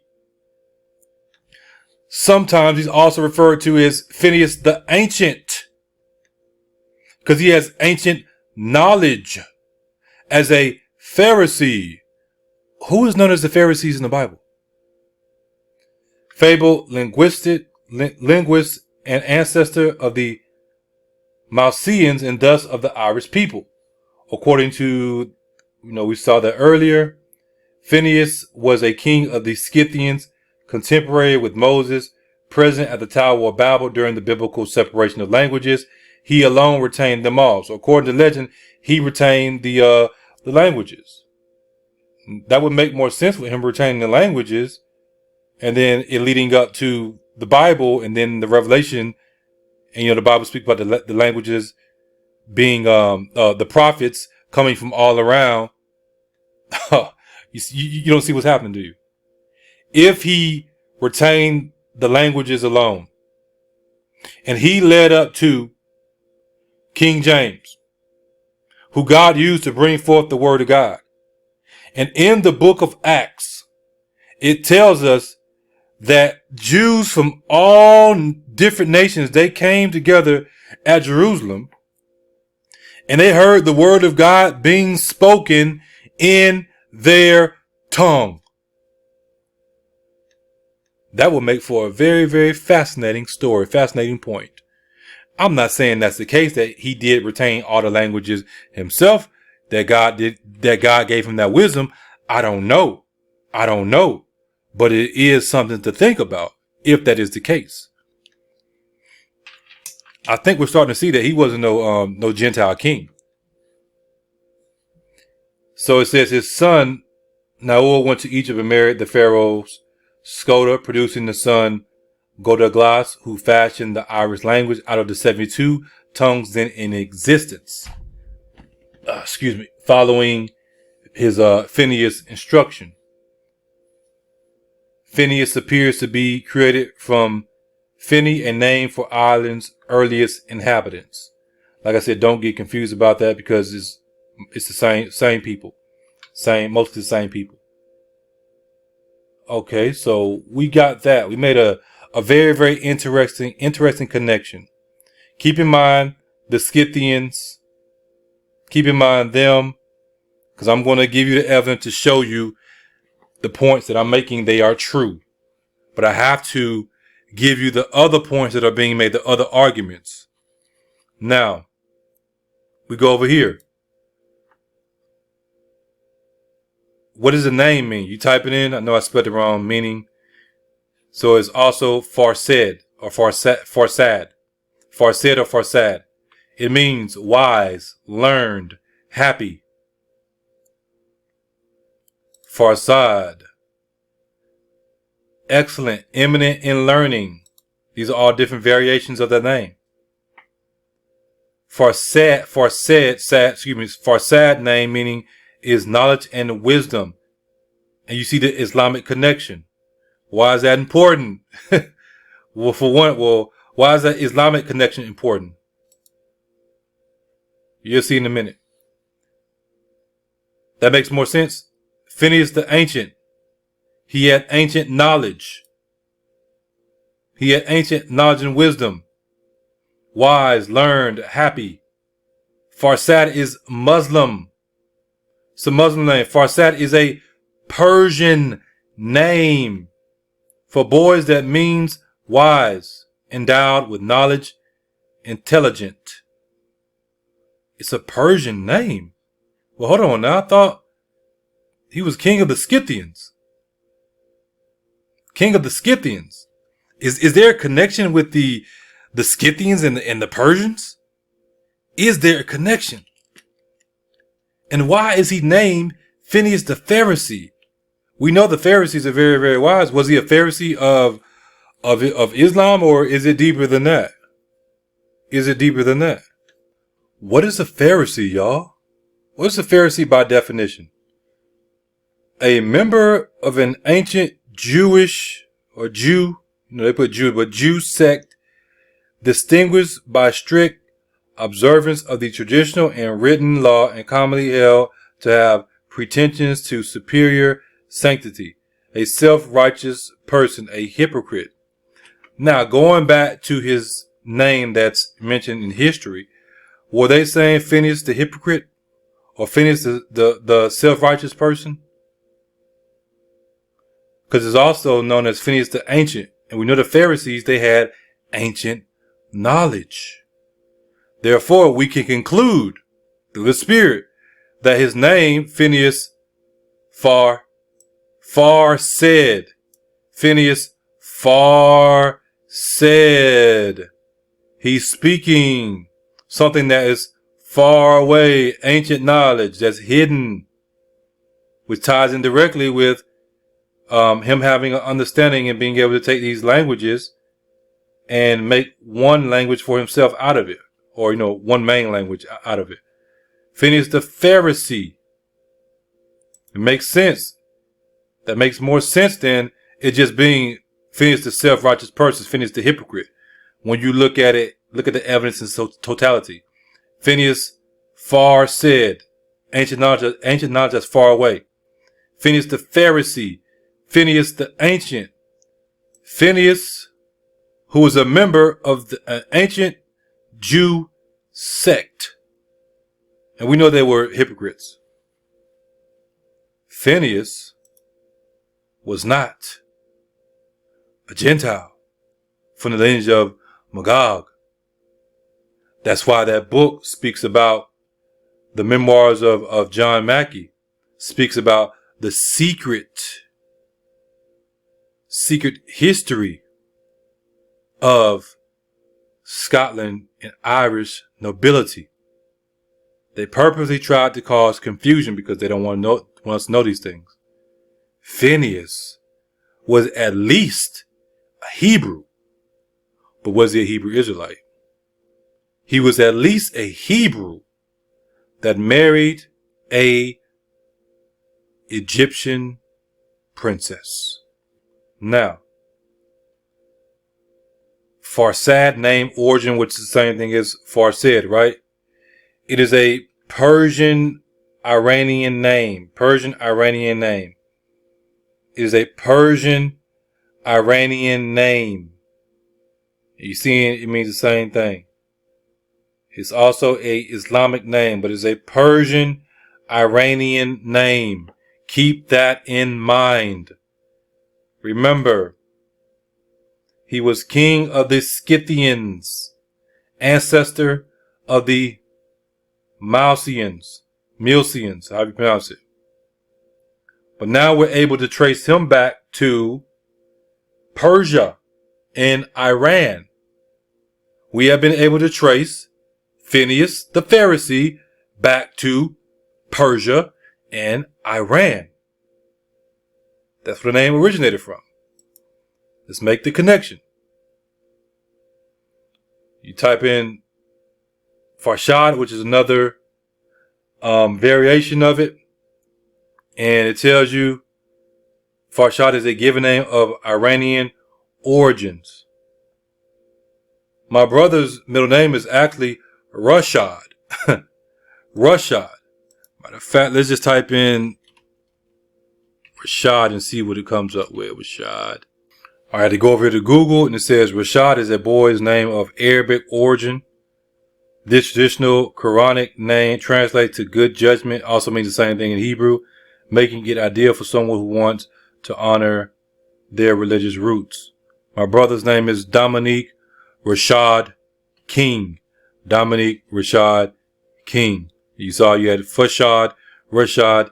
You get the point. You see the Islamic connection. My brother, he isn't saved. He in some other stuff. He's wise. He has much wisdom, but he's not there yet.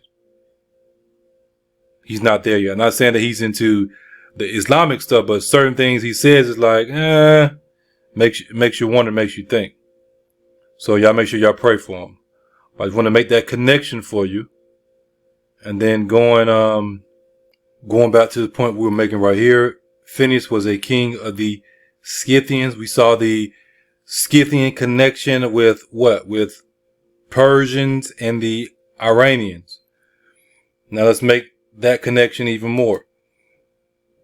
What does the word Scythian mean in the Bible? Is mentioned in Colossians chapter 3, verse 11 as a generalized term for rude, ignorant, degraded, which is interesting because these are supposed to be wise people. But people present themselves as one way, and God will flip what a person is supposed to be to something else. In the same way, Jacob's name was changed to Israel. Jacob meaning supplanter. And then it, later being changed to Israel. So God can do that.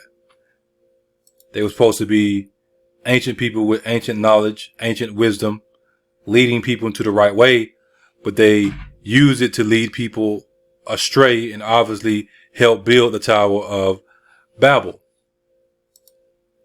Now we go down here, it says, what ethnicity were the Scythians? The Scythians were Iranian. Scythian, member of a nomadic people originally of Iranian stock, known from as early as the 9th century BCE, who migrated westward from Central Asia to southern Russia and Ukraine in the 8th and 7th centuries BCE. And you can make an argument about where they traveled at or whatever, but we know what we're focused on. The Scythians are of Iranian stock.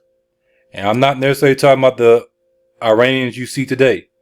Therefore, when we go back here, we can say that Phineas Farshad, king of the Scythians, king of the Iranians, but the Iranians are directly connected with the Persians. Why is that important? Who are the biblical ancestors of Iran? These people will become known as the Persians, ancestors of the Iranians. The first time that Parsa is mentioned in archaeological context is in the 9th century annals of Assyrian king Shalmaneser II. Two particular groups emerged from these immigrations, the Medes and Persians. Who is a famous Persian or Iranian that's mentioned in the Bible? Cyrus the Great was the founder of the Achaemenid, I've pronounced that, empire and king of Persia from 559 to 530 BC. He is venerated in the Hebrew Bible as Cyrus the Messiah for conquering Babylon and liberating the Jews from captivity. Are you seeing the connection? Just in case you need some more connections, let's get it. The Persians, so famous under Cyrus, were anciently called Elamites. So the Iranians, the Persians, they are Elamites. All these lead to what? To the Scythians. The Scythians. At its base, the Scythians are Elamites. The Code of Manu of India said that the Persians were originally one of the divisions of their race. The Iranian legend said that the whole region of ancient Persia to India was inhabited by a race of black men with short, woolly hair. You go down here, where did the Persians descend from? The Iranian plateau. The Persian people were originally steppe nomads from the Iranian plateau who settled in southwestern modern-day Iran. Back in the day, it was called Ur of Chaldees. That same area, Iran, Iraq, stuff like that. Matter of fact, let me see if I can get it up on a map real fast for you. We see this map right here. We got Ur right there, and then we have Iran right across the water. Cross over and boom, you're right there. And then we bring up another map. Let's get this one. Again, you got Babylon all up in here. Come down. You got Ur. And then you got Susa. And you see right there, Elam. And then this map right here, Ur of the Chaldees. During the time of Abraham, he was right here. And you see, boom, Susa and Elam. Now let's make the connection with the Bible. It tells us that you have the Elamites, and an Elamite, an inhabitant of the province of Elamas, a region stretching southwards to the Persian Gulf, but boundaries of which are variously given. An Elamite or Persian. An Elamite or what? Persian. Therefore, Phineas was a king of the Elamites. Just another name. Scythians, Persians, Elamites, Iranians, all connected, leading up to these people, right? And then this is in reference to this scripture that I was telling you about before. Parthians and Medes and Elamites, they were hearing the words of God spoken in their native tongue, where they were born at, and what they were, what they were considered. And then we go over here, because the Elamites come from Elam. Who was Elam? Let's see how to pronounce it first. Strong's H 5867. Elam. Second entry. Elemaye. Elam. And you got the different people in the Bible that are named Elam. We say Elam. And then it tells you a son of Shem and his descendants with their country, also of 6 Israelites. In the Bible, you had 6 different Israelites that were named Elam. You had 6 different Israelites that were named Elam. And Elam, who gave birth to the Elamites, aka Persians, Iranians, Scythians, right, is a son of Shem. A son of Shem. The children of Shem, his firstborn son, Elam. That's why I'm telling you, at least a Hebrew. Now, do we know if Phineas Farsad is 100% Elamite? Is he 100% an Elamite coming from the lineage of Elam? We know that he's a Hebrew from the lineage of Shem, right? We know he is Shemitic, and we know where the term Hebrew comes from this lineage right here. Is he 100% an Elamite? Is Phineas 100% an Elamite? We can conclude that he's not. He's known as Phineas the Pharisee. Phineas the Pharisee. And we know the position the Pharisees held throughout the ancient biblical times. What I believe is you have Phineas, one of his ancestors is from this lineage, and then one of Elam's descendants, they intermingled, married, had a child with one of the Hebrew, what we say Hebrew Israelite lineage, leading up to Phineas the Ancient, or Phineas the Pharisee. That's what I believe based on the knowledge that I currently have and what I do understand. So now we got that connection. You see, this is family business. We go to our next point, and we see the Google search says wall relief for Persian warriors. And this is just to make it simple. We discussed this, and many other people have discussed this and showed you this connection. The Persian immortals. The Persian immortals. And then you see that same Achaemenid, however you pronounce it, the empire under Cyrus the Great. Persian soldiers. There you go. Elamites. And we did a sermon where we discussed them in detail. If you want to go back and watch it, you can. We're not going to do it right now. Go to our next point.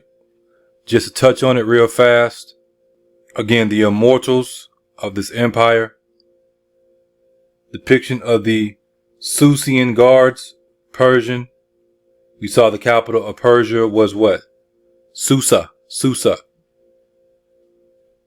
Or Persian immortals was a name given by Herodotus to an elite heavy infantry unit of 10,000 soldiers in the army of, how you pronounce it. And then you highlight it, bring it up.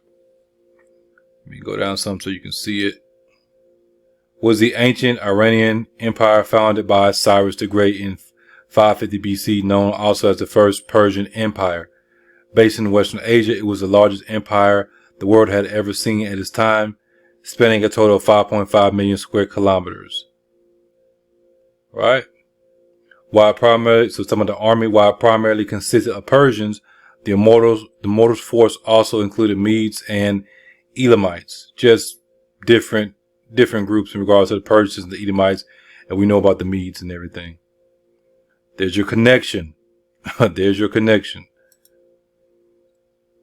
Who was Cyrus in the Bible? Why is all this important in regards to what we're talking about?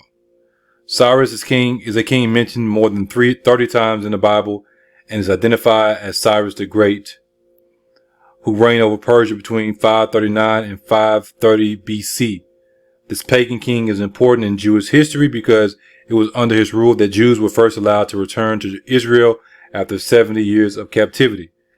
God used a pagan king to free Israel and help establish the kingdom of Israel again. It's not too hard to believe that Phineas Farsaid was into stuff he had no business, based on the evidence that we do have. Yet God still using him. In one of the most amazing prophecies of the Bible, the Lord revealed Cyrus's decree to free the Jews to Isaiah. 150 years before Cyrus lived, the prophets called him by name and give details of Cyrus' benevolence to the Jews. So y'all know about that. Cyrus's decree releasing the Jewish people in fulfillment of prophecies recorded in 2 Chronicles chapter 36. You can pause and you can read it. Other Old Testament books that mention Cyrus include Ezra and Daniel. King Cyrus actively assisted the Jews in rebuilding the temple in Jerusalem under Zerubbabel and Joshua, the high priest. Cyrus restored temple treasures to Jerusalem and allowed building expenses to be paid from the royal treasury. Cyrus's beneficence helped to restart the temple worship practices that had languished during the 70 years of the Jewish captivity. Some commentators point to Cyrus's decree to rebuild Jerusalem as the official beginning of Judaism. Y'all know about him. Just wanted to, touch on that for you. Now let's make a connection, because we got to connect it back with, we know it's at least Hebrew, but what's the connection with the Hebrew Israelite connection? Is there a connection? Of course there is. Watch this about Esther. We got to make this connection. Esther originally, Hadassah, is the eponymous heroine of the book of Esther. We know about this story, right? In it, Ahasuerus, the king of the same empire that we just read about, right, seeks a new wife after his queen, Vashti, is disposed for disobeying him. Esther is chosen to fulfill this role due to her beauty. Ahasuerus, how you pronounce his name, Grand Vizier Haman, is offended by Esther's cousin and guardian Mordecai due to his refusal to prostrate himself before Haman. Consequently, Haman plots to have all the Jews subjects of Persia killed. Where were they at? They were subject to Persia, the Jews, and convinces Ahasuerus to permit him to do so. However, Esther foils the plan by revealing Haman's eradication plans to Ahasuerus,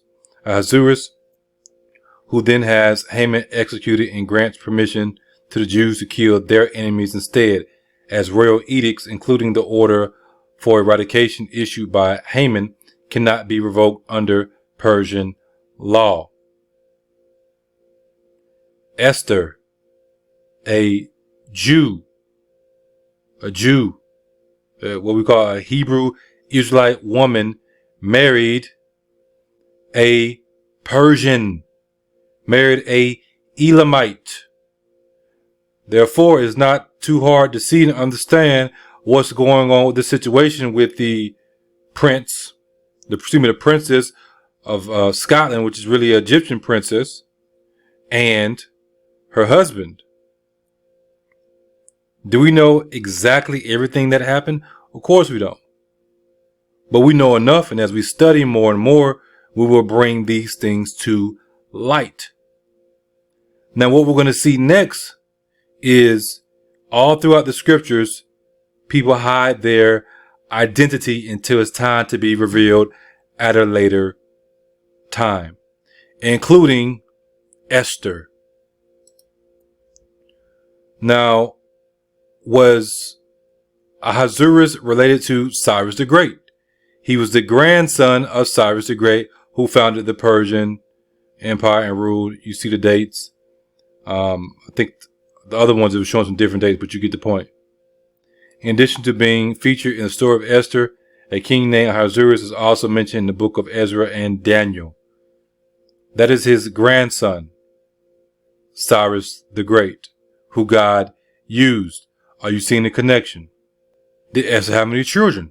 Esther reigned as the queen of Persia for a period of about 13 years with King Ahasuerus.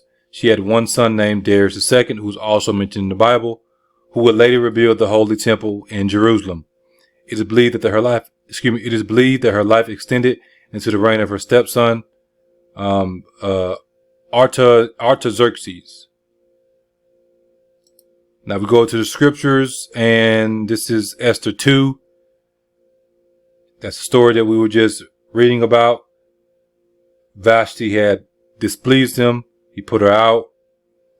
Then comes Mordecai, certain Jew named Mordecai, right? He brings in Hadassah, who we know as Esther, his uncle's daughter, for she had neither father nor mother, and the maid was fair and beautiful, whom Mordecai, when her father and mother were dead, took for his own daughter. Now we go down, go to verse number 10. It says, Esther had not shown her people nor her kindred, for Mordecai had charged her that she should not show it. Meaning that Mordecai told her, do not tell nobody who you are. Don't tell them that you are a Hebrew Israelite or a Jew. Don't tell them that. Why? Because he was protecting her. He already knew what was going on with Haman trying to kill the Jews. Esther hid her identity, just like the other dude. Remember, we saw the word Elamite, and the root of it was A-Y. It was A-Y. A-Y. Keep that in mind. A-Y. I'm going to bring it up one more time for you so you can see it. But we go down, and then we go to verse number 20, I think it is. Yes. Esther had not yet showed her kindred nor her people, as Mordecai charged her, for Esther did the commandment of Mordecai like as when she was brought up with him. Esther's identity was hidden until later.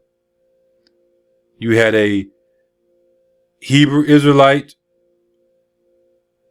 princess who became queen. She obviously lost her parents. She married a Persian or Elamite king, or in the modern day terms, a Scythian king. They had a child together. We saw that child's name. And let me go back to what I was talking about so you can see it. Right here. A-Y. Elam. A-Y. Keep that in mind. Keep that in mind. We go over here to our next point, Cambridge.org, Cambridge University Press, Cambridge Core. And this is, it says, chapter 5, from Greek Scythians to Black Greeks, a spectrum of foreignness and Lucian satires. Published online by Cambridge University Press, April 12, 2022. Untangling blackness and Greek antiquity. They're trying to figure out why is all this blackness in Greek antiquity. In chapter 5, Lucian presents a complicated model of difference that relies unevenly on skin color, attire, and language as determinants of identity.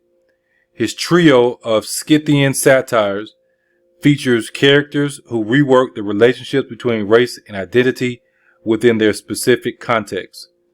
The categories of Greek and foreigner become muddled as Greeks and Scythians share their impressions about black people in their midst. Okay? The categories of Greeks and foreigners become muddled as Greeks and Scythians share their impressions about black people in their midst.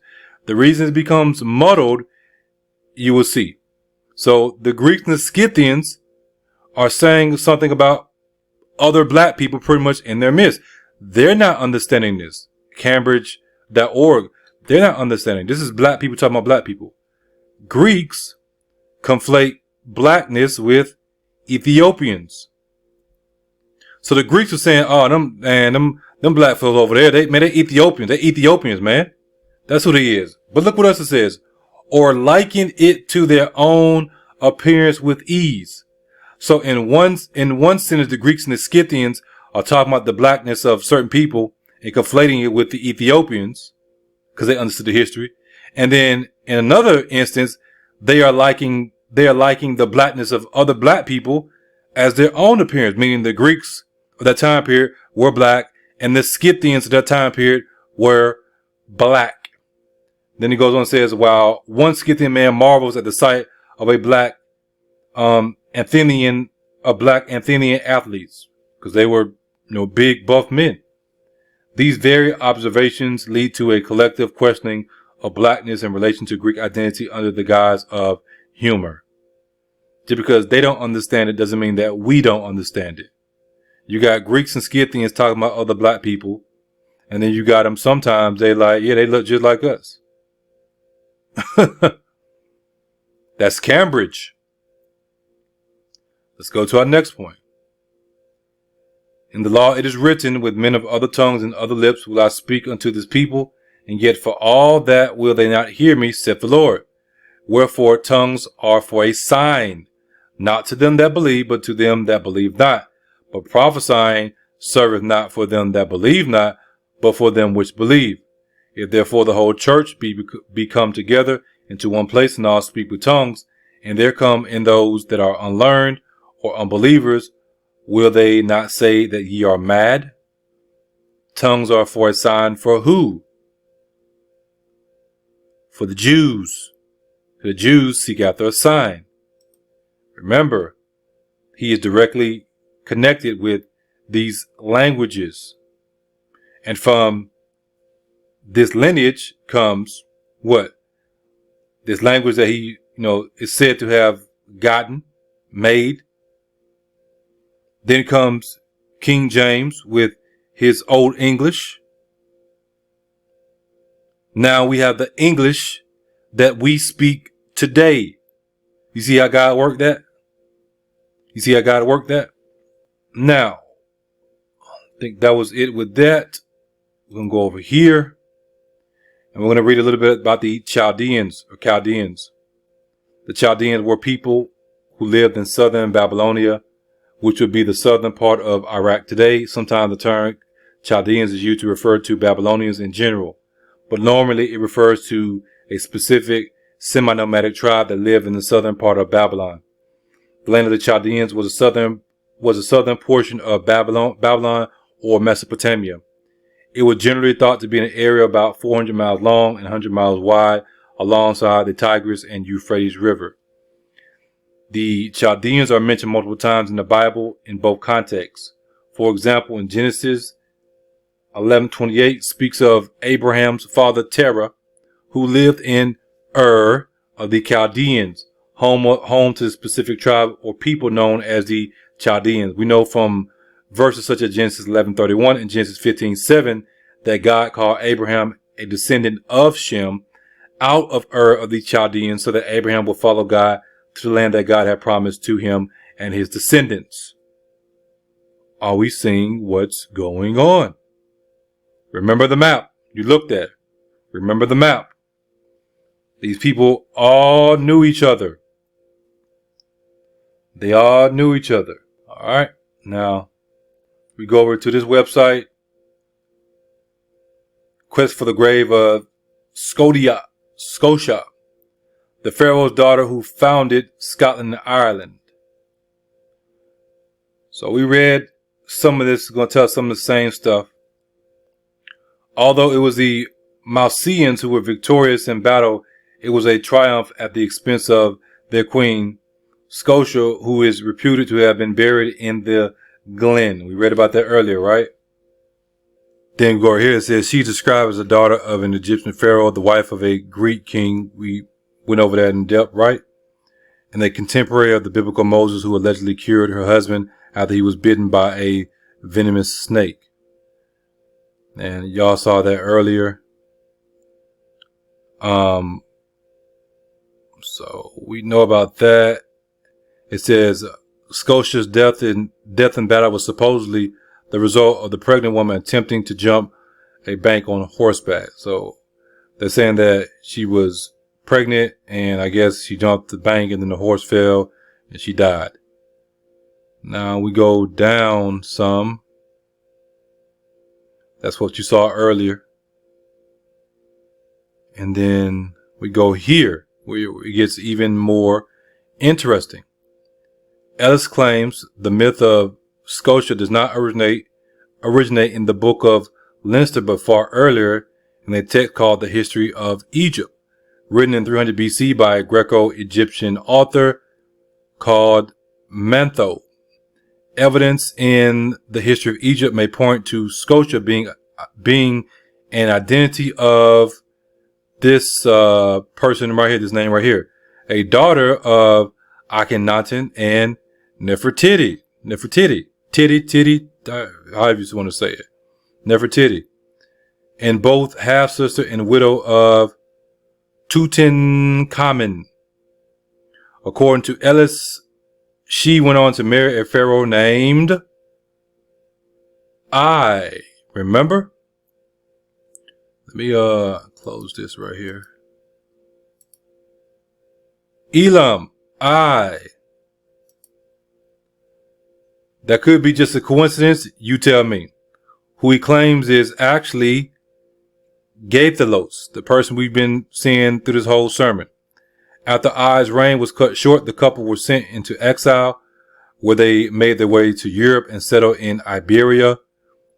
So they went there first and then went to Scotland and Ireland.